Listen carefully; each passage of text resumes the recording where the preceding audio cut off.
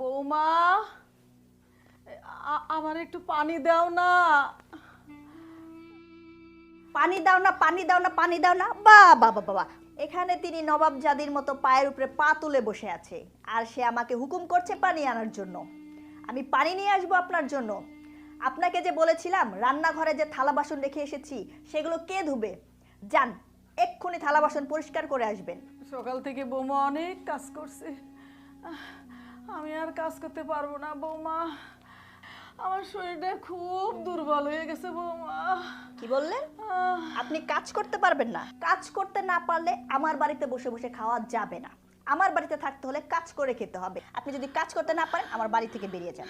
উঠুন, বেরিয়ে যান, বেরিয়ে যান বলছি। বাবা, এত দিনে আপদটা বিদায় হলো।